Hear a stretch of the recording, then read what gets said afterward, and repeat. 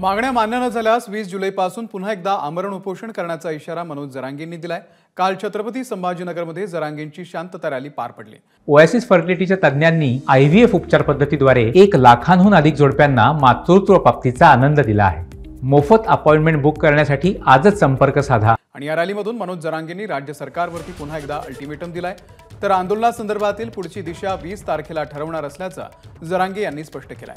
सोबतच सरकारमधील नेते मंडळी छगन भुजबळ आणि गिरीश महाजन यांच्यावर देखील मनोज जरांगेंनी हल्लाबोल केलाय। संभाजीनगरमधून जाहीर सांगतो, जर तुम्ही आज रात्रीत नाही दिलं, कारण मी 2-4 दिवस बाहेर असल्या कारणानं पुन्हा मी 20 तारखेला स्थगित केलेलं आमरण उपोषण हे आंतरवाली सुरू करतोय आणि कठोर करतोय। आता मेलो तरी मग हटणार नाही, पण मराठ्यावर गुलाल मी टाकणार आहे। दुसरं सांगतो, याला जोडून माझ्या पुढे दुसरा पर्याय नाही।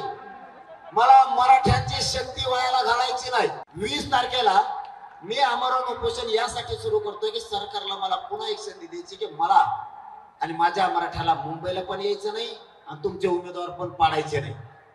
ऐका मी काय सांगतोय, सुधारले तर सुधारले, नाही सुधारले तर 288 पाडणार बी 288 आणि मुंबईला बी जाणार मराठी। 20 तारखेला उपोषण सुरू करू आणि त्या दिवशी तारीख डिक्लेअर करू।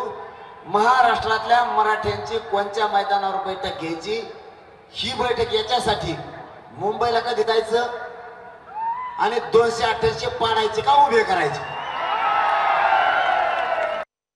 आणि मराठ्याचा मतदान घेऊन जे विधान परिषदेवरती आमदार झालेत त्यांनी जर त्रास दिला तर ज्या मराठ्याच्या आमदारानं त्याला मतदान केलं होतं त्याला पहिला आम्ही पाडला। आता जाहीर संभाजीनगर मधून सांगतो, कारण कोणत्या विधान परिषदेच्या उमेदवाराला कोणत्या आमदारांनी मतदान केलंय ती मला आज 9 वाजता यादी येणार आहे। आपलं तर कचका असतो, आपण मीडिया समोर सांगत असतो। विधान परिषदेच्या कोणत्या आमदाराला कोणत्या मराठ्याच्या आमदाराने मतदान केलं। नमस्कार, मन सुद्धा तुझं ही वेगळ्याच प्रकारची मालिका तुम्हा सगळ्यांना खूप आवडली होती। याचा दुसरा सीझन कधी येणार अशी विचारणा झाली। प्रतीक्षा संपली आहे मित्रांनो, येतोय मन सुद्धा तुझाचा दुसरा सीझन। होई मन सुद्धा